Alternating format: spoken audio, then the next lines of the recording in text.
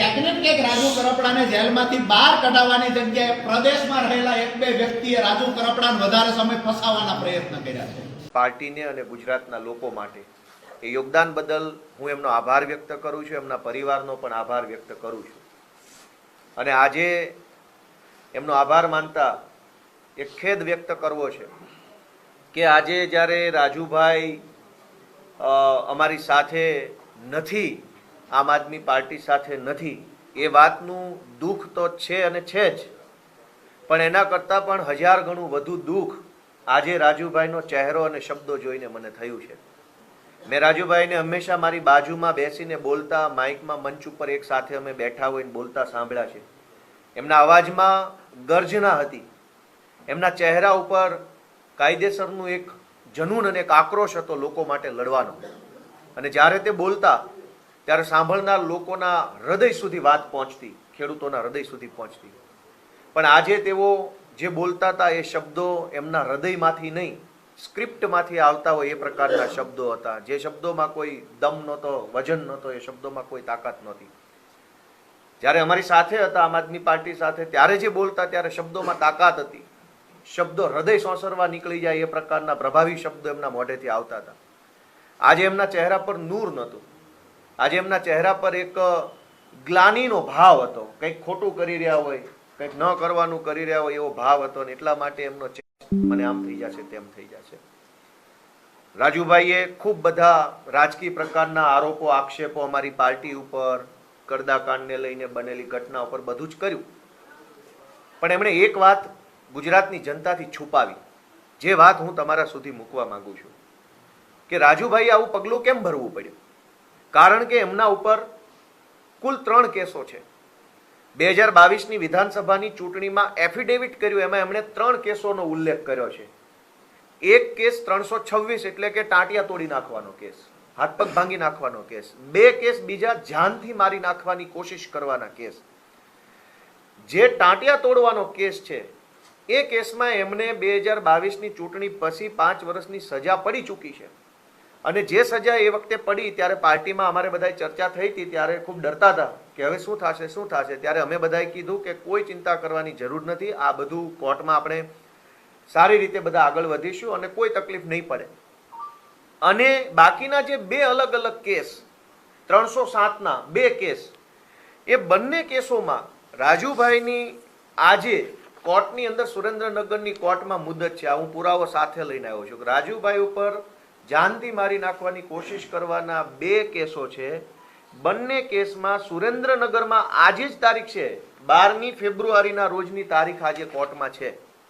અને કોર્ટમાં શું થવાનું હતું આજે અહીંયા લખ્યું છે, ફાઇનલ આર્ગ્યુમેન્ટ, આખરી નિર્ણય આજે સુરેન્દ્રનગરની સેશન્સ કોર્ટમાં 12મી ફેબ્રુઆરીએ રાજુભાઈ કરપડા, જો અહીંયા આરોપીના નામ લખ્યા છે, ભૂપતભાઈ જીલુભાઈ, ઓરુભાઈ જીલુભાઈ, રાજુભાઈ મેરમભાઈ કરપડા, બાવકુભાઈ અને રામકુભાઈ, આ 5 આરોપી ઉપર જે કેસ છે એ કેસનું સુરેન્દ્રનગરની અદાલતમાં આજે આખરી નિર્ણય થવાનો હતો. એટલે ભાજપ તરફથી એમના ઉપર પૂરું દબાણ કરવામાં આવ્યું કે જો 12 તારીખે પ્રેસ કોન્ફરન્સ કરીને આમ આદમી પાર્ટી ઉપર સ્ક્રિપ્ટ પ્રમાણેના આરોપ નહીં લગાવવામાં આવે તો કોર્ટમાં કંઈ પણ થઈ શકે છે. અને બંને કેસોમાં એક જ તારીખ, 2 અલગ અલગ કેસ છે. આ કેસનો નંબર છે 43/2018, સેશન્સ કોર્ટનો કેસ છે 43/2018, આ છે 44/2018. બંને કેસમાં આજે ફાઇનલ હિયરિંગ છે. અને જો રાજુભાઈ આજે આ પ્રેસ કોન્ફરન્સ કરીને ભાજપે આપેલી સ્ક્રિપ્ટ પ્રમાણે આરોપ ન લગાવતા તો કદાચ આજે એમને કોર્ટની અંદર કોઈ મોટી સજા પડવાની સંભાવના હતી. એટલે લાચારીમાં, મજબૂરીમાં, ડરના કારણે એમણે આ પગલું ભરવું પડ્યું છે. એ આજે આ 2 પુરાવા ઉપરથી સાબિત થાય છે. આમ તો રાજુભાઈએ પ્રેસ કોન્ફરન્સથી જનતાને કહેવાની જરૂર હતી કે આજે મારી કોર્ટમાં તારીખ છે, ફાઇનલ જજમેન્ટ આવવાનું છે, છતાંય હું કોર્ટમાં નથી ગયો અને રાજકોટ બેઠો છું. શું કામ? કે ગાંધીનગરથી મારા ઉપર પ્રેશર છે. પણ કંઈ વાંધો નહીં, રાજુભાઈ એક સમયના અમારા સાથી છે, એમણે સારું કામ કર્યું છે. હું આજે એમની કોઈ ટીકા ટિપ્પણી કે મેણાટોણા કે એમના વિરુદ્ધમાં બયાનબાજી કરવા નથી આવ્યો. હું સત્ય લોકોની સમક્ષ મૂકવા આવ્યો છું કે આ લડાઈ હતી કોના માટે? રાજુભાઈ માટે, ગોપાલભાઈ માટે, આમ આદમી પાર્ટી માટે નહીં. આ લડાઈ ગુજરાતના કરોડો ગરીબ ખેડૂતો માટે હતી. જેમના પગમાં પહેરવાના ચપ્પલો નથી. અનેક ખેડૂતો અને ખેતમજૂરો એવા છે જેના છોકરાઓને પહેરાવવા માટે પૂરતા કપડાં નથી. અનેક ખેડૂતો દેવામાં ડૂબેલા છે. અનેક ખેડૂતો વ્યાજના ચક્કરમાં ફસાયેલા છે. એમના માટેની લડાઈ અમે બધા ભેગા મળીને લડી રહ્યા હતા. પણ આજે મને દુઃખ થાય છે એ વાતનું, રાજુભાઈ પ્રત્યે મને કોઈ નારાજગી નથી, પણ દુઃખ એ વાતનું છે કે રાજુભાઈએ ભાજપનો હાથો બનીને ગુજરાતના ખેડૂતોના નિશાસા લેવાનું કામ કર્યું છે. આમ આદમી પાર્ટી તો રાજકીય પાર્ટી છે, આ ચાલતી રહેશે. આરોપ પ્રતિ આરોપ આ બધું ચાલતું રહેવાનું છે, પણ ખેડૂતોના નિશાસા ન લેવા જોઈએ. આ પાપ છે. ગુજરાતના ખેડૂતોને એક આશા બંધાઈ, ઉમ્મીદ બંધાઈ, ભરોસો આવ્યો કે આમ આદમી પાર્ટીના નેતૃત્વમાં કંઈક થશે. ઈશુદાનભાઈ જેવા નેતાઓ, ચૈતરભાઈ જેવા નેતાઓના નેતૃત્વમાં કંઈક થશે એવી જ્યાં ઉમ્મીદ બંધાય, ત્યાં રાજુભાઈએ જે આ પાપ કર્યું છે એ બરાબર બિલકુલ વાત નથી. એમણે આરોપ મૂક્યો કે ભાઈ અમને પાર્ટી તરફથી લીગલ સપોર્ટ નથી મળ્યો. એમના પોતાના ઉપર 3 કેસો ઓલરેડી છે. પોલીસ સ્ટેશન અને કોર્ટમાં કેવી રીતે કાયદો, કચેરી, મુદત, જામીન, રિમાન્ડ કેમ ચાલે એ બધું એ પોતે જાણે જ છે. નવાઈ નથી કઈ એમાં. એને 3 એફઆઈઆરો છે, એમાં 307ની છે, 326ની છે. આવી ગંભીર એફઆઈઆરો છે. એટલે એને બધી જ પ્રોસેસ ખબર છે કે કોર્ટમાં કેવી રીતે થાય છે. અમારે કઈ એમાં કઈ કહેવાની જરૂર નથી. પણ છતાંય રાજુભાઈના કેસમાં, આ કડદાના કેસમાં અમારા હાઈકોર્ટ ટીમમાંથી ઓમભાઈ કોટવાલ, મેહુલભાઈ શ્રીમાળી, પ્રણવભાઈ ઠક્કર એડવોકેટ આ જોડાયા હતા. સ્થાનિક ટીમમાંથી એડવોકેટ વિરડા સાહેબ, એડવોકેટ પારસ બાવળિયા જોડાયા હતા. સુપ્રીમ કોર્ટના સિનિયર કાઉન્સિલ એડવોકેટ રજત ભારદ્વાજ, એડવોકેટ વિક્રમ ચૌધરી, એડવોકેટ વિજય દલાલ, આ સુપ્રીમ કોર્ટના જજ વકીલો છે, એ પણ આ કેસમાં રૂબરૂ પણ હાજર રહ્યા હતા અને વિડીયો કોન્ફરન્સથી પણ અલગ અલગ મુદ્દતે હાજર રહ્યા હતા. રાજુભાઈના કહેવા પ્રમાણે એમણે પાર્ટીને સૂચન કર્યું કે મારા કેસમાં એડવોકેટ હૃદય બુચની નિમણૂક કરવામાં આવે, તો પાર્ટીએ રાજુભાઈ વતી પ્રોફેશનલી એડવોકેટ હૃદય બુચને હાયર કર્યા હતા અને હૃદય બુચ સાહેબ પણ રાજુભાઈ વતી કેસ લડવામાં હાજર હતા. આ સિવાય એડવોકેટ સાવન પટેલ, અનેક એડવોકેટો આની અંદર એંગેજ હતા. પણ લીગલ મેટરની એક મર્યાદા છે કે પોલીસ એફિડેવિટ આપશે કોર્ટમાં તો જ સુનાવણી થશે. દુનિયાનો સારામાં સારો વકીલ આવી અને કોર્ટમાં ઊભા રહી જાય, પણ પોલીસ આવી એફિડેવિટ જ રજૂ ન કરે તો સુનાવણી નથી થતી. એ વાત રાજુભાઈ પણ જાણે છે. એને ખબર હતી કે પોલીસ દર મુદ્દતે એફિડેવિટ આપવાના બદલે ગેરહાજર રહેતા હતા. એના કારણે તારીખો પડ્યા કરતી હતી. તારીખો પડવાનું કારણ પોલીસની ગેરહાજરી. જ્યારે પોલીસ આવે તો સરકારી વકીલ ન આવે, સરકારી વકીલ અને પોલીસ બંને હાજર હોય તો કદાચ માનની ન્યાયાધીશ સાહેબ રજા ઉપર હોય. આવા ઘટનાક્રમના કારણે લંબાતું ગયું. એમાં વકીલ શું કરે, પાર્ટી કેવી રીતે, બીજું તો શું કરી શકે? અમે ત્યાં જઈને હાજર રહીએ પણ પોલીસ ન હોય, સરકારી વકીલ ન હોય અથવા જજ ન હોય તો શું કરી શકાય? એટલે આવા બેબુનિયાદ આરોપ રાજુભાઈએ લગાવ્યા એ એમની મજબૂરી છે. જેલમાં જવાથી બચવા માટે થઈ એમણે ખેડૂત આંદોલનની બલી ચડાવી દીધી. આવું ન કરવું જોઈએ. આ પાપ છે. ગોપાલ ઇટાલિયા પ્રત્યે નારાજગી હોય તો ગોપાલ ઇટાલિયાની ફરિયાદ દિલ્હી સુધી કરવી જોઈએ. ફેસબુક ઉપર બેફામ મારા વિશે લખી નાખવું જોઈએ, ગાળો, એ બધું બરાબર છે. પણ ખેડૂતોના નિશાસા લેવાનું કામ ગુજરાતમાં કોઈએ ન કરવું જોઈએ. ખેડૂતો ઓલરેડી દુઃખી છે. બીજી વાત કે મને વ્યક્તિગત રીતે વારંવાર એવું ટાર્ગેટ કરવામાં આવ્યો. કઈ વાંધો નહીં, મને હું તો ઉદાર મનનો માણસ છું, ગામડામાંથી નીકળેલો માણસ છું, સંઘર્ષ કરીને અહીંયા પહોંચ્યા છીએ તો આપણે એ વાતને સહન કરી શકીએ છીએ કે ગોપાલભાઈ કડદા કાંડમાં કંઈ આવ્યા નહીં. આવું વારંવાર રાજુભાઈ અને એમની સાથે જોડાયેલા કાર્યકર્તા મિત્રો કહી રહ્યા છે. હું અને રાજુભાઈ બોટાદની કડદાકાંડની હળદરની ઘટના બની 12મી ઓક્ટોબરે આ ઘટના બની. 11મી ઓક્ટોબરે હું અને રાજુભાઈ સુરેન્દ્રનગરના રતનપર ગામમાં એક જાહેર સભામાં બંને સાથે હતા. 11 તારીખે રાત્રે 8 થી લઈ રાતના 2 વાગ્યા સુધી હું અને રાજુભાઈ બંને એમના ઘરે બેઠા હતા, સોફા ઉપર. એમના ઘરે સીસીટીવી કેમેરા પણ છે, કેમેરાના સીસીટીવીમાં હું દેખાઈશ. રાતના 2 વાગ્યા સુધી 11 તારીખે હું અને રાજુભાઈ બેઠા હતા. એને બધી જ ખબર છે કે હું કેમ નથી હળદરકાંડમાં આવવાનો, હું ક્યાં જવાનો છું, શું કરવાનું, બધું જ જાણે છે. મારે ખુલાસો નથી કરવો. રાત્રે 2 વાગ્યે 11 તારીખે રાત્રે 2 વાગ્યે રાજુભાઈ બોટાદ તરફ રવાના થયા અને હું સુરેન્દ્રનગર રાજુભાઈના ઘરેથી રાજકોટ તરફ ગયો. બંને સાથે બેઠા હતા. એ બોટાદ ગયા અને હું રાજકોટ ગયો. બોટાદમાં કડદાકાંડ થયો અને રાજકોટમાં મારી જાહેર સભા 1 મહિના પહેલા નક્કી થયેલી હતી. પાર્ટીએ ખૂબ ખર્ચો કર્યો હતો, બેનર લગાવ્યા, પોસ્ટર લગાવ્યા, હોર્ડિંગ્સ લગાવ્યા, ઘણો બધો ખર્ચો થઈ ચૂક્યો હતો. લોકોમાં પણ એક માહોલ હતો, એટલે સભા કેન્સલ કરાય એવું હતું નહીં. એટલે 12 તારીખે રાજકોટની જનસભામાં હું ગયો અને 12 તારીખે નક્કી થયા મુજબ રાજુભાઈ હળદર ગયા અને પોતે જાણે છે કે હું હતો જ, એમના ઘરે જ બેઠો હતો, એમના ઘરે જ મેં સાંજનું જમવાનું એના ઘરે હતું મારું, છતાંય જાહેરમાં આટલું બધું જૂઠ બોલે છે માત્ર જેલની બીકે. એ વ્યાજબી વાત નથી. તમે મારા ઉપર કીચડ ઉછાળો એનાથી ક્યાં વાંધો છે, પણ તમે ગુજરાતના ખેડૂતોની આશાઓ તોડી નાખો, સપનાઓ તોડી નાખો માત્ર જેલમાં નહીં જવા માટે થઈને, એ તો ખોટું છે. હું ને રાજુભાઈ 11 તારીખે રાત્રે સાથે જેમાં એમના ઘરની ચા પીધી, એમના ઘરનું પાણી પીધું, એમના પપ્પા, એમના મમ્મી બધા ભેગા. પછી હવે બહાર આવીને ખાલી જેલની બીકે, જેલમાં ન જવું પડે, સજા ન થઈ જાય એટલા માટે એમ કહેવું કે ગોપાલભાઈ કડદામાં ક્યાંય આવ્યા નહીં, એ તો બહુ ખોટી બાબત છે. આવું જેલની બીકે રાજુભાઈ બોલશે એવું મેં ધાર્યું નહોતું. હું તો એને મરદ માણસ માનતો હતો, ગર્જના કરતો માણસ માનતો હતો, પણ બે મામૂલી કેસની અંદર રાજુભાઈ જો આવું વર્તન કરવા લાગે એ વ્યાજબી વાત નથી. ત્યાર પછી મહત્વનો મુદ્દો તો એ છે કે રાજુભાઈએ ઘણી ફરિયાદો કરી. આમ તો આ બધા ખુલાસાનો કોઈ અર્થ નથી, કેમ કે સમય બલવાન નહીં, મનુષ્ય બલવાન. આપણે મહાભારતના યુદ્ધમાં જોયું કે અર્જુનના એક તીરથી આખી કૌરવોની સેના હણાઈ જતી હતી અને સમય પલટાયો તો કાબાએ આવીને અર્જુનને લૂંટી લીધો. રાજુભાઈ કે ગોપાલ ઇટાલિયા મહાન નથી, સમય મહાન છે. આ ગુજરાતના કરોડો લોકોએ આમ આદમી પાર્ટીને પ્રેમ આપીને પાર્ટી મોટી બનાવી છે. કોઈ એક વ્યક્તિથી કાંઈ થતું નથી. ગોપાલભાઈથી ના થાય ને પ્રવીણભાઈથી ના થાય. પણ જેલમાં માત્ર રાજુભાઈ નહોતા, જેલમાં અમારા પ્રદેશ ફ્રન્ટલ અધ્યક્ષ પ્રવીણભાઈ રામય હતા, જેલની અંદર અમારા પોરબંદર લોકસભાના ઇન્ચાર્જ મહેશભાઈ કોટડિયા હતા, જેલની અંદર અમારા સૌરાષ્ટ્ર ઝોનના સંગઠનના ઇન્ચાર્જ રાજુભાઈ બોરખતરિયા હતા, જેલની અંદર અમારા પ્રદેશ ઓબીસી મોરચાના અધ્યક્ષ પિયુષભાઈ પરમાર હતા. અમારા પ્રદેશ કક્ષાના 10 નેતાઓ જેલમાં હતા. 10 માંથી 9 ને કોઈ ફરિયાદ નથી, લીગલ સેલની, પાર્ટીની, સંકલનની, કેન્દ્રીય નેતૃત્વ, 9 લોકોને કોઈ કમ્પ્લેન નથી. માત્ર રાજુભાઈને જ કમ્પ્લેન છે. શું કામ?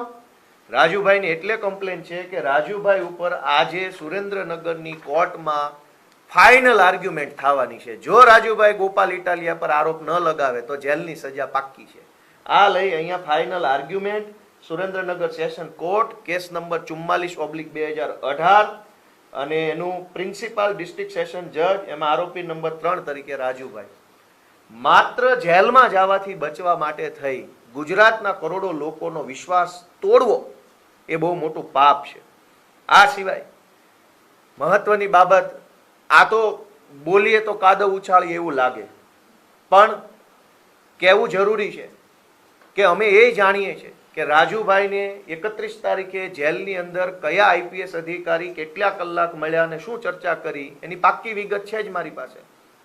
અને રાજુભાઈ ગાંધીનગરમાં ગૃહમંત્રીને કયા રોડ ઉપર કયા બંગલામાં કેટલા વાગ્યે મળ્યા એ પણ વિગત છે. એટલે રાજુભાઈએ કોઈ મહાનતા બતાવવાની જરૂર નથી. મહાનતા તો ગુજરાતના ખેડૂતોની છે કે રાજુભાઈ જેવા માણસને આટલી બધી એણે પ્રસિદ્ધિ આપી. અને બદલામાં રાજુભાઈ શું કર્યું? ગાંધીનગરમાં ગૃહમંત્રી સાથે ગુપ્ત બેઠકો કરી પોતાના કેસનો સોદો કરી લીધો. આ સુરેન્દ્રનગરની સજામાંથી બચવાનો સોદો કર્યો અને ગુજરાતના ખેડૂતોનો જે અવાજ છે એનો સોદો ગાંધીનગરમાં કરવાનું કામ કર્યું છે. આ સોદો બિલકુલ વ્યાજબી નથી. રાજુભાઈનું એવું કહેવાનું છે કે પાર્ટીએ અમે જેલમાં ગયા તો અમારા માટે કોઈ પ્રયત્ન ન કર્યો. હળાહળ જૂઠ બોલવાની પ્રેક્ટિસ ભાજપમાં જોડાતા પહેલા જ રાજુભાઈને આવડી ગઈ, એ બહુ સારી બાબત કહેવાય. કેમ કે હવે એમનો રસ્તો ભાજપ તરફ છે. જૂઠું બોલતા શીખવું પડે, જૂઠું બોલે તો જ ત્યાં મોટા હોદ્દા મળે એ સમજી ગયા છે. કેમ કે ગુપ્ત મિટિંગ ગાંધીનગરમાં હર્ષ સંઘવી અને રાજુ કરપડાની થઈ છે અને એની હજડબમ માહિતી છે મારી પાસે. અમારે બોલવું નથી. આઈપીએસઓ મળવા આવ્યા છે જેલમાં, એ માહિતી છે ક્યાંથી ક્યાં. કેમ કે આજકાલ કંઈ છાનું રહેતું નથી, આજકાલ બધું જાહેર થઈ જાય છે. સૌથી પહેલા રાજુભાઈ કરપડાના સમર્થનમાં અને રાજુભાઈને જેલમાંથી વહેલી તકે મુક્ત કરવામાં આવે એવી માંગણી સાથે અરવિંદ કેજરીવાલ, ભગવંત માન, એક પૂર્વ મુખ્યમંત્રી, ચાલુ મુખ્યમંત્રી, 2 લોકો સુરેન્દ્રનગરની અંદર સાયલાની બાજુમાં એક જગ્યા ઉપર મોટી વિશાળ જનસભા કરી. આખા ગુજરાતને ખબર છે કે રાજુભાઈના સમર્થનમાં સુરેન્દ્રનગરમાં થઈ હતી. જો એ સભા રાજુભાઈના સમર્થનમાં ન હોત તો એ સભા ભાવનગરમાં હોત, તો એ સભા મહેસાણામાં હોત, તો એ સભા કચ્છમાં હોત. રાજુભાઈના આગ્રહથી રાજુભાઈના પરિવારનો સંપર્ક અને સંકલન કરીને એમણે સૂચન આપ્યું ઈ જગ્યા પર, ઈ લોકેશન પર, ઈ તારીખે સભા આયોજન કરી. પાર્ટીએ કરોડો રૂપિયાનો ખર્ચો કર્યો રાજુભાઈના સમર્થનમાં, સભા, સ્ટેજ, શમિયાણું, માઇક, મંડપ, ચા, નાસ્તો, વાહનો, રાજુભાઈ માટે કરોડોનો ખર્ચો કર્યા પછી આજ માત્ર જેલમાં ન જવું પડે એટલા માટે આટલી મોટી પાર્ટીએ જે પ્રયત્ન કર્યો એ પ્રયત્ન ઉપર કીચડ ઉછાળવાનું કામ રાજુભાઈ જેવા માણસને શોભે નહીં. અમે તો માનતા હતા કે આ મરદ માણસ છે, એક નીડર માણસ છે, અમને તો એમ હતું કે આ લડાયક માણસ છે, ખૂબ આગળ જશે. પણ અમને એવી નથી ખબર કે આટલું હળાહળ જૂઠ બોલશે. આમ આદમી પાર્ટીએ કુલ 8 જેટલી કિસાન મહાપંચાયતો રાજુભાઈના સમર્થનમાં કરી. એમાં સુરેન્દ્રનગરમાં 31 ઓક્ટોબરે, ખંભાળિયામાં 9મી નવેમ્બરે, તાલાળા ગીરમાં 11 નવેમ્બર, વ્યારામાં 23 નવેમ્બર, આંકલાવમાં 29 નવેમ્બર, પાલનપુરમાં 30 નવેમ્બર, અમરેલીમાં 7 ડિસેમ્બર અને રાપરમાં 14 ડિસેમ્બર. આટલી જનસભાઓ રાજુભાઈના સમર્થનમાં પાર્ટીએ કરી. પાર્ટીએ ખૂબ બધો ખર્ચો કર્યો, માઇક, મંડપ, ખુરશી, ચા, નાસ્તો, કેમેરા, બધા પાછળ ખર્ચો કર્યો. શું કામ? કે રાજુભાઈના નેતૃત્વમાં ગુજરાતના ખેડૂતોની જે લડાઈ ચાલે છે એ લડાઈ ગુજરાતના જન જન સુધી પહોંચે એ માટે અમે બધાએ પ્રયત્ન કર્યો. કેજરીવાલ સાહેબ રાજુભાઈ અને પ્રવીણભાઈને જેલમાં બંધ સાથીઓને મળવા માટે રાજકોટ આવ્યા અને રાજકોટ આવીને 2 દિવસ રોકાયા જેલ પ્રશાસન સાથે. મેં પોતે જે રાજકોટના એસપી સાથે, રાજકોટના કલેક્ટર સાથે, જેલના અધિકારી સાથે, રાજકોટ રીડર પીઆઈ સાથે મેં પોતે મારા ફોનથી વાત કરેલી છે જેલમાં મળવા બાબતે. ધરાહાર ન મળવા દીધા. અરવિંદ કેજરીવાલ સાહેબે ખૂબ પ્રયત્ન કર્યો મળવાનો, પણ ન મળવા દીધા. ત્યારબાદ હું પોતે રાજકોટ જેલ ગયો હતો, મને ન મળવા દીધો. પણ સાગરભાઈ અને અમારા મનોજભાઈ સોરઠિયા છે એ કે રાજુભાઈ અને પ્રવીણભાઈને જેલમાં મળવા ગયા પણ હતા અને મળ્યા પણ હતા. કુલ આખી ઘટનાનો સાર એટલો જ છે કે અમારા ઉપર રાજકીય કીચડ ઉછાળે એનો કોઈ વાંધો હોઈ ન શકે. કેમ કે એ તો હવે અમારી પાર્ટીમાં રિવાજ થઈ ગયો છે કે જે માણસે પાર્ટી છોડવી હોય ને ભાજપમાં જવું હોય એટલે ગોપાલ ઇટાલિયા વિશે 4 હલકા શબ્દો બોલી નાખે એટલે બધાને એમ લાગે કે નહીં ગોપાલ ખરાબ છે ને આ માણસ સારો છે. પાટીદાર અનામત આંદોલનથી લઈ આજ દિવસ સુધીનો ઇતિહાસ છે કે ખાનખાના લોકોએ પાર્ટી બદલી નાખી, ખાનખાના લોકો જેલની, પોલીસની અને ભાજપની બીકે પલટી મારી ગયા છે. આ ગોપાલ ઇટાલી એક જ મરદ મૂછાળો માણસ છે જે આજે ખોખારો ખાઈને ભાજપની સામે ઊભો છે. અમારી ઉપર એક આંગળી ઉઠાવનારા લોકોએ વિચારવું પડે કે તમે કેટલો સંઘર્ષ કર્યો છે. પાટીદાર આંદોલન વખતે પણ જેલમાં જવાના ડરથી પાટીદાર આંદોલન વેચી નાખનારા લોકો હતા જ કે જેલમાં ન જવું પડે એટલે આંદોલન વેચી નાખ્યું, ભાજપને ત્યાં ગીરવે મેલ્યું. રાજુભાઈએ પણ આજે એવું જ કાયરતાભર્યું કામ કર્યું છે. મને બહુ દુઃખ થાય છે કે અમે આવું ધાર્યું નહોતું કે રાજુભાઈએ જેલમાં ન જવું પડે, સજા ન થઈ જાય. હું 10 વખત બતાવીશ કે આજે 12 તારીખે જ સુનાવણી છે, 11 નહીં, 9 નહીં ને 14 નહીં, આજે જ 12 તારીખે સુરેન્દ્રનગરની અદાલતમાં ફાઇનલ આર્ગ્યુમેન્ટ ઉપર કેસ છે. ફાઇનલ શબ્દનો અર્થ થાય આખરી, અંતિમ, લાસ્ટ. જો રાજુભાઈ આજે કીચડ ન ઉછાળતા તો બની શકે કે આ કેસમાં આજે જ એમને સજા થઈ જતી. પણ હવે એમણે ભાજપની સ્ક્રિપ્ટ પ્રમાણે જે કાંઈ કહી દીધું છે એટલે બની શકે કે કદાચ આમાં થોડીક એને રાહત થઈ જાય. પણ મારું અંતે એટલું જ કહેવું છે કે અમે લોકો નિષ્ઠાથી કામ કરીએ છીએ. અમારી નિષ્ઠાનો સાક્ષી ઈશ્વર છે, ભગવાન જોઈ રહ્યો છે કે ઈશુદાન ગઢવી, ગોપાલ ઇટાલિયા, ચૈતર વસાવા, મનોજ સોરઠિયામાં કેટલી નિષ્ઠા છે. અમારી નિષ્ઠાને જોઈને ભગવાન અને ગુજરાતની ભગવાન જેવી જનતાએ આમ આદમી પાર્ટીને આટલી મોટી બનાવી છે. આમ આદમી પાર્ટી મોટી કોઈ ચમત્કારથી નથી બનતી, લોકોની લાગણી, લોકોનો પ્રેમ, લોકોના આશીર્વાદથી બને છે. રાજુભાઈએ આ કાયરતાભર્યું કામ કર્યું છે. માત્ર 2 મામૂલી કેસમાં જેલમાં જવાના ડરથી ગુજરાતના કરોડો લોકોના સપનાઓ તોડવાનું પાપ કર્યું છે. એ પાપનો લેખ તો ઈશ્વર લખશે. પણ આજે મારે બહુ ગર્વ સાથે અહીંયા બેઠેલા ભાઈ પ્રવીણ રામ, આયર સમાજનો દીકરો, કહેવાય છે કે વીર દેવાય તાપા બોદર, દીકરાના બલિદાન આપનાર કોમનો માણસ આજ વજનથી વટથી અમારી સાથે બેઠો છે. અમને ખુશી થાય છે કે મરદ માણસ આને કહેવાય. અમારા ચૈતરભાઈ વસાવા, બિરસા મુંડાનો વંશજ, એની ઉપર પણ 3-4 વખત હમણાં ધારાસભ્ય બન્યા પછી ખોટી એફઆઈઆર થઈ. પણ મરદ એ માણસને કહેવાય કે 3-4 નહીં 300 ખોટી એફઆઈઆર થાય તો ગર્જના સાથે જેલમાંથી બહાર આવે. મારે એક વાત જણાવતા તમને બહુ દુઃખ થાય છે કે રાજુભાઈ અને પ્રવીણભાઈને એક જ દિવસે જામીન મળ્યા. એક જ દિવસે જામીન મળ્યા, પણ રાજુભાઈને જેલ તંત્ર દ્વારા રાતના 10:30 જેલની બહાર કાઢી લેવામાં આવ્યા.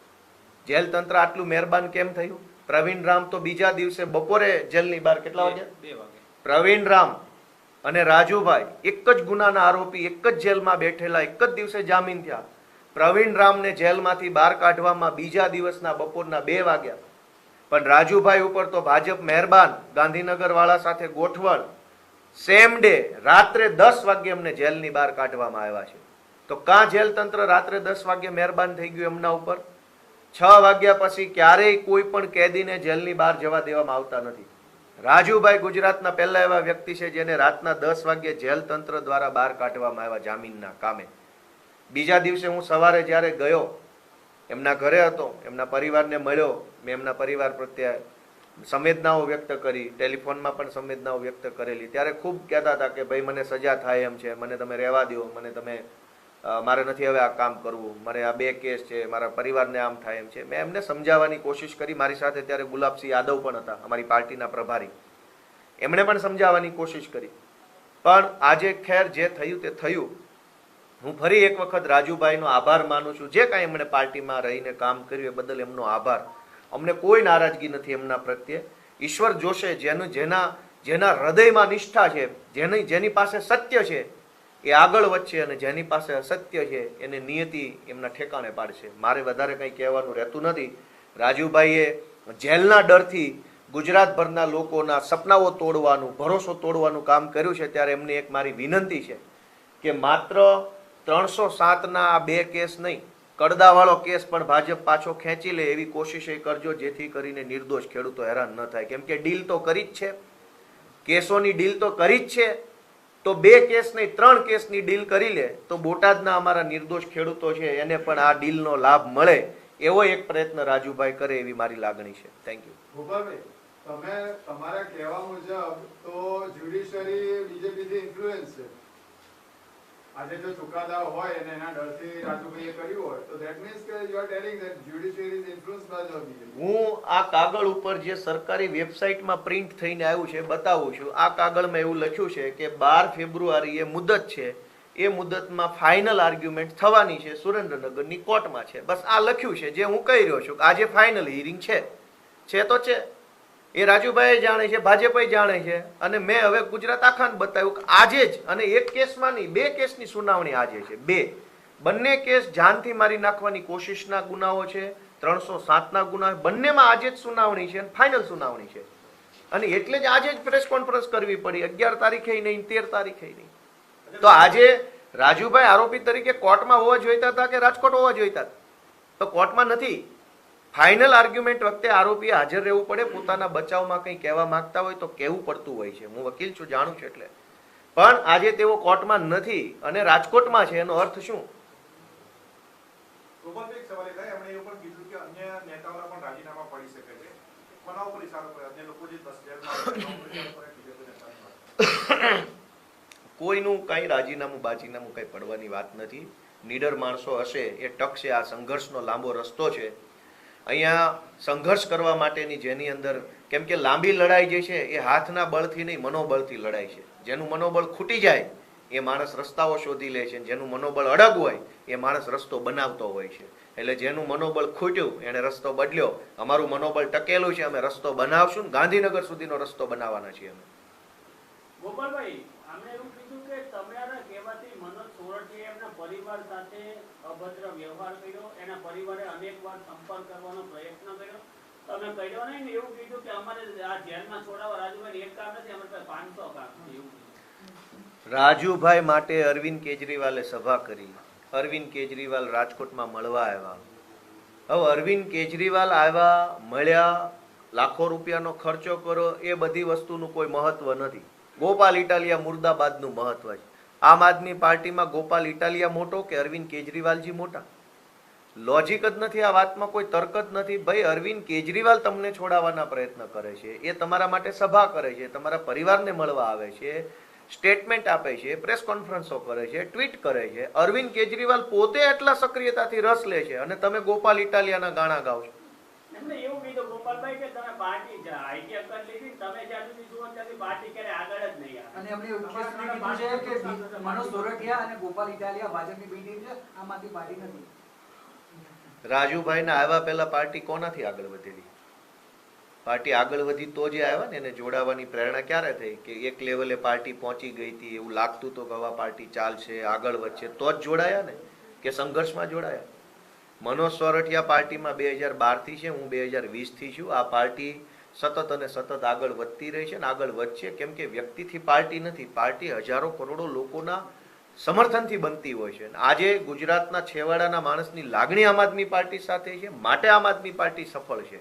એટલે એવો વેમ મને ન હોય ને કોઈ હોવાય ન જોઈએ કે હું જ પાર્ટી છું.